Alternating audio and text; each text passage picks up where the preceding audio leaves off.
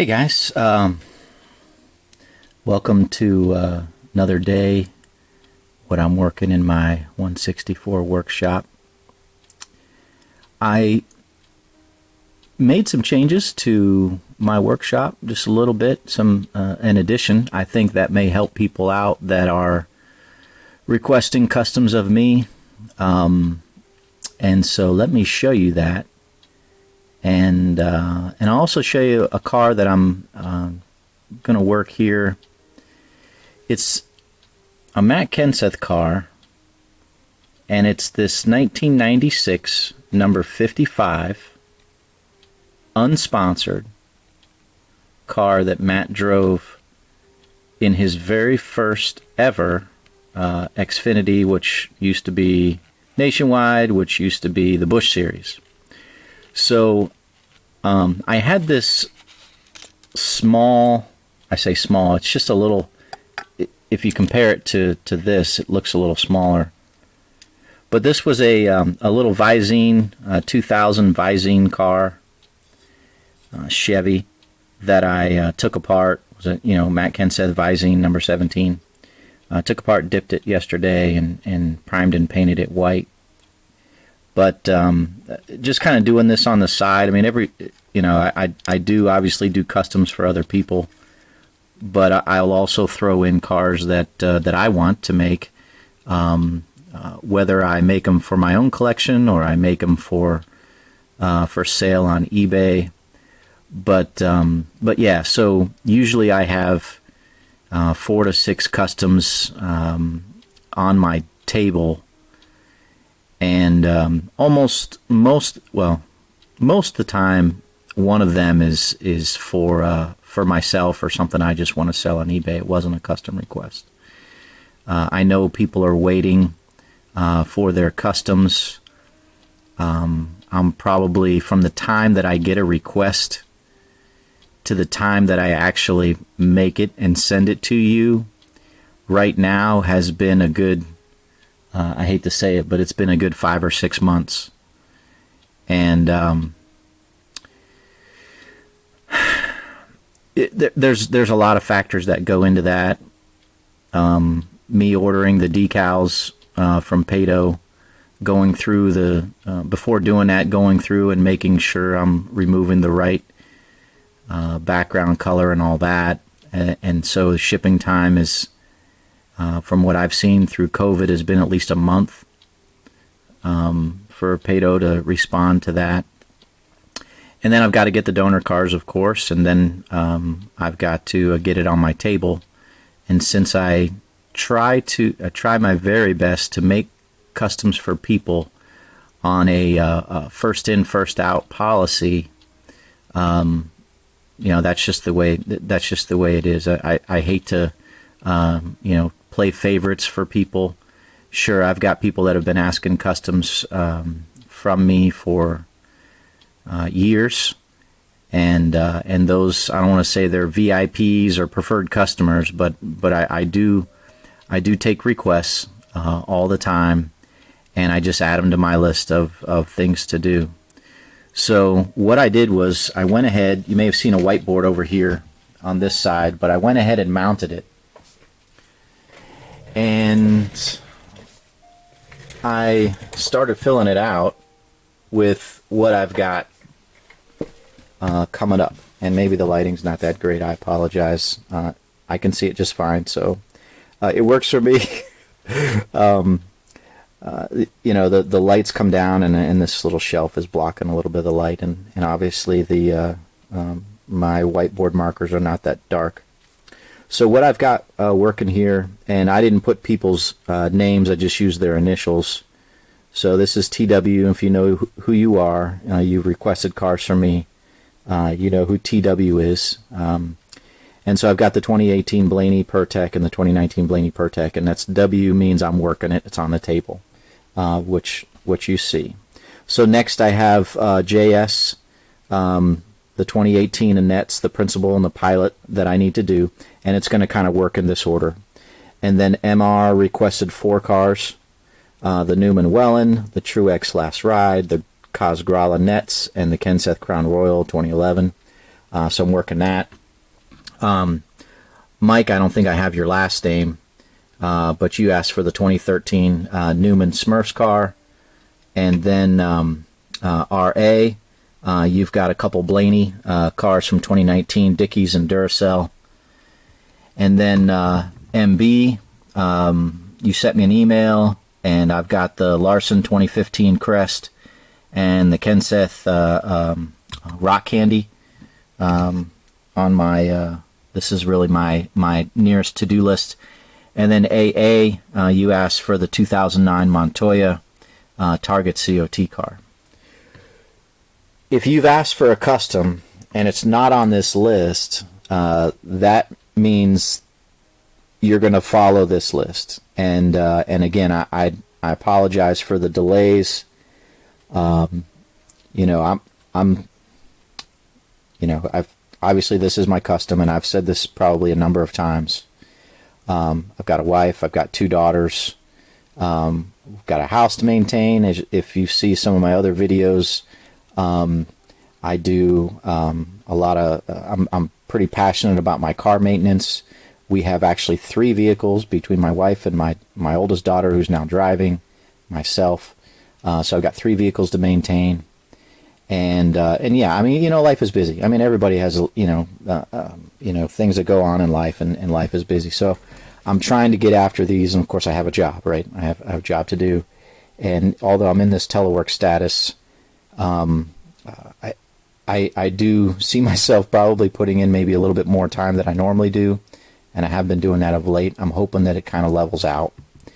But anyways, if you're not on a list, once I get through these cars, you'll be on the list. And that's kind of what I'm going to work. I'm going to work these vehicles or these customs.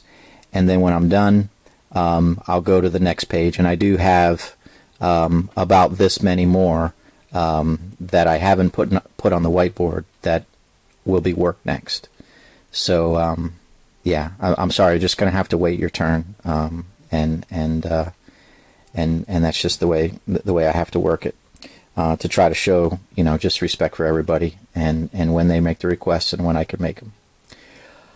I also threw up just a verse, a Bible verse that I've always liked, but it can help me stay focused when I am working on these customs. Right, not slothful in business, from Romans 12:11, fervent in spirit, serving the Lord. I've said this as a Christian. I'm trying to do the very best work that I can do with these custom die-casts. Obviously, I do them for my collection, and I try to do them for you guys as well. So I'm trying to make that perfect 164 custom. Maybe I go a little over the top, and it takes me longer to do things, just to get things as best as I can get them. But I'm trying not to be slothful, and that Bible word is interesting. It's what a sloth is, lethargic, and it's almost like an apathetic too. I mean, sloths aren't necessarily apathetic; they're slow, but apathetic means you just don't care, and you just don't show any interest, any motivation to do something, and God doesn't want us to be like that. He wants us to be fervent in spirit. And the word fervent, the Greek word means passionate, and it actually has a connotation of like boiling. If you've seen something boiling, it's active. There's a lot of energy in there, and you can see that it's got great interest in getting something done, and that's really what I'm after. And it's not something that's out of control. Right, it's a controlled fervency, because you're fervent in your spirit. You're not fervent in your actions necessarily. You're more fervent. It comes from the heart.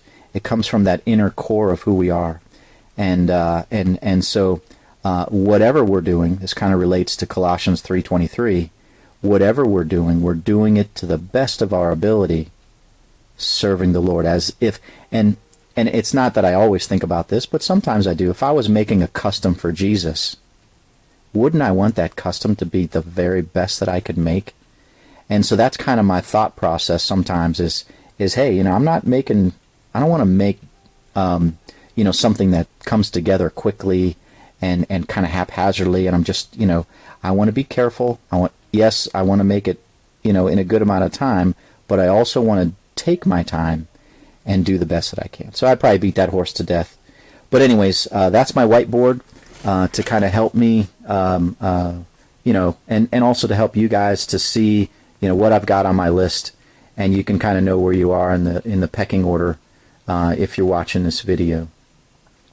So let's see. I wanted to show next this 55. Let me close up this stand here. So this is the picture I have from the 1996 Busch race called the Red Dog 300 that was at Charlotte. And this is just a screen capture of Matt's car that he drove at that race. And so that's kind of what I'm shooting for. You can see the black spoiler there. I've seen models of this car that doesn't have the black spoiler, and so I'm definitely going to paint that spoiler black. The other thing that's interesting, obviously there's nothing on the hood here, just a 55 on the roof, 55. But what's interesting, if I can go, where's it at? Yeah, this way. This is another picture of the race, and I think this is kind of interesting because the decal set, you can see there's nothing on the trunk lid here, nothing on the bumper. There is a Chevy logo inside that where, you might see a license plate, right? But a lot of times on the rookie cars, they'll have these yellow bumper stickers of sorts, right? There's just a yellow bars on both sides of the rear bumper, kind of like that little, like a driving school, if you have somebody that's a new driver and they've got the little driving school bumper sticker, or maybe something on the roof that says, hey, this is a driving school, new driver, kind of, keep your distance and watch out, I may do erratic things. But even though Matt was a rookie and this was his very first race, this really didn't qualify as his rookie year because this was the only Busch race that he drove in '96. But there's no yellow bumper stickers on here. The decal set comes with them, but I'm not going to use them. I'm trying to make this car look like what it looks like on the track as best as I can, right? So with these kind of screen captures, that's what I'm doing to try to, make this car. And so coming back over here to the table, that's what I've got. And so I've already kind of detailed the interior just a little bit, right? So actually this was gray like that, and I decided, I'm going to paint this flat black. So I like to paint it first coat like this, and then once that dries, I paint the top side, and then got the little red there for that safety fire extinguisher line. There is no fire extinguisher in this body, but then typically I like to paint the shifter boot gray, and then the actual shifter tip white. And then I just kind of detailed this underneath here and put some coats of the clear sealer on it and I clear sealed the whole thing all the way across because it is a flat gray, and when you put the clear sealer on it, you'll see like it's got portions of it that will be the gloss from the clear sealer. And I decided, I'm just going to go over the whole thing. So I think I got 2 or maybe 3 coats on that. And then I glued this last night, that piece back in there. I was trying to find out if this cowl was black. So sometimes the cowl will be black. Actually, most of the time the cowl is a black. But when I was looking at pictures, I didn't see it black. On some of the cars, and I was watching the race, I don't know, for maybe like a half an hour looking at the different cars, and some of the cars had black cowls and some didn't. looking at Matt's car, it didn't have a black cowl, so I'll just leave it just like that. And I am ready to JB weld this thing. So I may just do that. I cut out the 55 because I was just curious, because this roof looks so small. I wasn't sure if it would fit, but it's going to fit. It's going to be a tight fit, but it'll definitely fit. Sometimes, you know, you just question the decal set against the car. And this was a 2000 Chevy, and so it is, you know, I'm making it as a 96. There doesn't look to be a whole lot of difference, honestly, between this body over the 4 or 5 years difference. So I decided to go ahead and use it. And I don't have the box for it. I don't know what happened to the box, so I'm not sure exactly what's going to happen. But this will be a car I'll sell on eBay. You just don't see too many of those Matt Kenseth 96 unsponsored cars that he drove. I think it was a Carl Wegner sponsored or owner car. The other thing that's interesting are these tires, and you can see how thick they are.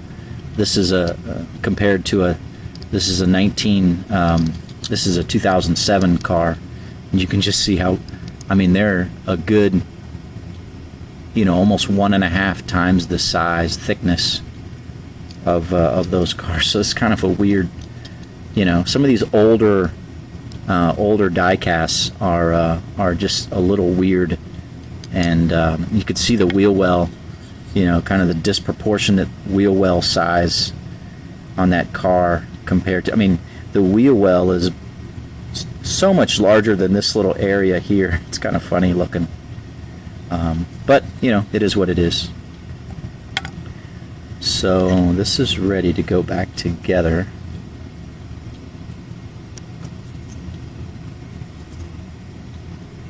Be interesting. Oh, I see. Okay. I was wondering where the tires fit in, but there's these little notches there. Like that.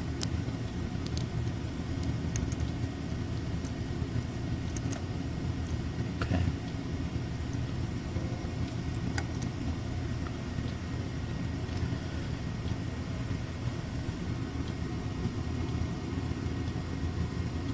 And then this piece will go like so. And there's a little bit of play there, so that'll be interesting.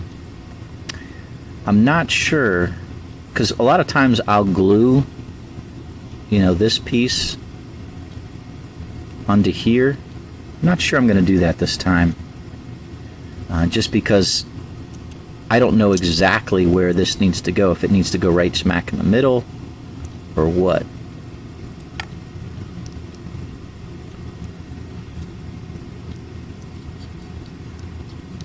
Sometimes it's good to dry fit this stuff.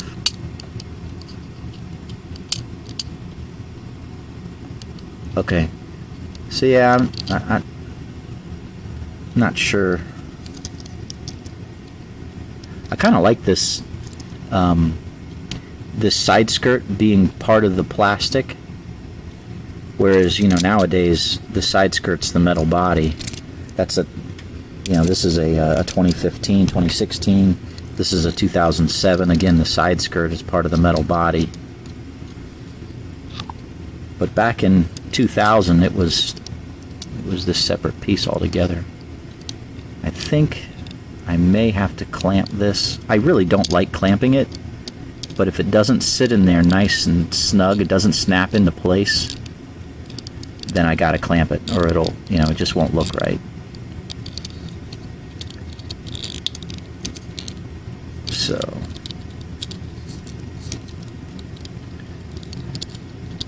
okay, all right, let's get the JB weld, and let's put this puppy together. Oh, I see. Okay, so this does sit right there.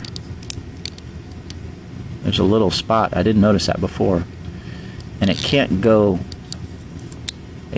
any further back because there's that bar there. Okay. Did not know that. Interesting. So actually I could glue this in and then set the wheels in and glue that in. Why are my hands so tacky? I gotta wash my hands again. I washed them, no kidding, right before we started. And it seems like they're, I don't know, they're just sticky, oily or something. I don't know what's going on. So give me just a minute. I'll be back and we'll JB weld this thing.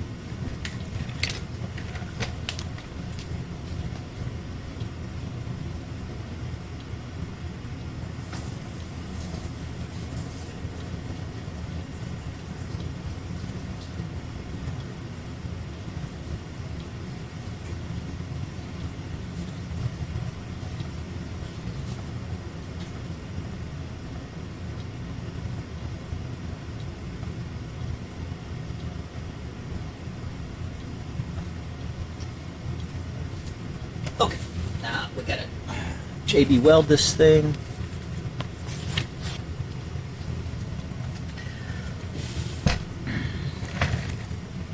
So trying to be, a little transparent with you guys. This is my workshop, and my computer that I was showing you the pictures on, is my work computer.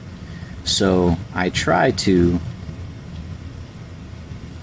do my best when it comes to my my hobby separating from my work, even though there's a little bit of there's 2 feet that separate this table from my work computer. But I try to do some work on customs before 8 o'clock, and then this is the time right now, it's 12:20, and then around 12, when it's my lunch break, I try to do a little bit more. And so I try to keep that as as best as I can, right? I mean, I don't have my supervisor looking over my shoulder throughout the 9 hours of my workday. But I I'm kind of at the point where I kind of self-manage. But anyways, I am aware of that temptation to kind of do a little bit more on my custom work throughout my workday, and I don't want to do that. Obviously, I'm getting paid to do a job, and so I want to do it. Okay, so and I'm just doing one car, so I'm trying to get this out.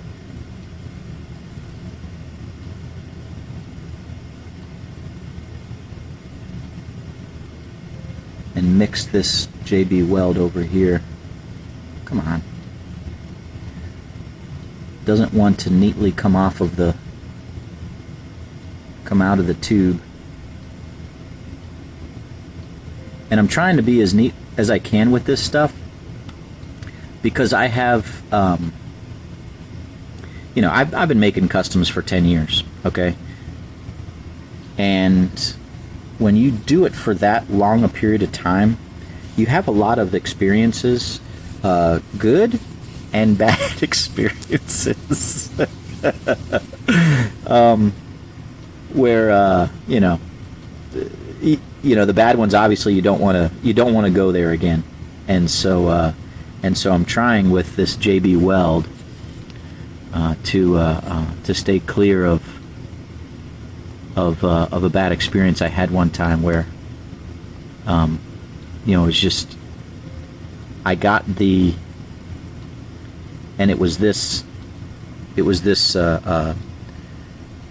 steel.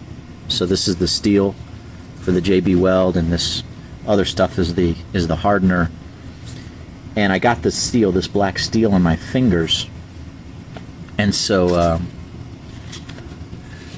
when I was, and then you're handling the car, you're trying to put it together, and lo and behold, I had gotten this black crap all over the car, as I wasn't seeing that I had it on my fingers. I'm handling the car and just made a mess, and I had to you got to clean it up, and so and you want to get after it before it hardens, of course. And what I had to do, and this is, you know, just part of making custom cars, is I had to, I couldn't repaint it. I had gone too far, and so I had to basically use the decals to kind of cover up the spots where I got the JB Weld steel. It was just a mess. So I'm trying to be very careful, right, with clean fingers, you know, and I look at them, you know, occasionally, so I don't have any crap that may have just gotten on them. I'm trying to make sure that the only place that this JB Weld is, it's kept inside here. I don't have it on the outside anywhere. So if I'm handling this, you know, you just trying to keep a clean environment, because, you know, we have this. I mean, you can, if you get into studying thermodynamics and you know, different, you know, laws of, you know, physics and nature, you have this progression towards chaos that we have. You know, you don't have to, you have to apply energy in order for something, you know, to have, you know, order, basically, because everything, I think it's the second law of thermodynamics. Everything is in a progression towards disorder, and so you know, like it says, in order to make something, and this is another reason why I'm convinced there's a God, is things just don't come together. You know, if I sat here, you know, for millions of years, this car is not going to miraculously come together. It's not. The decals are not going to jump off of this into here and go onto this car. It's just not. I don't care how many millions of years you're going to be here. It's not going to happen. So what I'm saying is, you have to apply intelligence. You have to apply design and order in order for things to come together and look nice. Because everything tends to go towards disorder if you don't. You know, it gets a little dusty sometimes down here in the basement. I got to clean this area, you know, every so often. It's not just going to keep clean itself.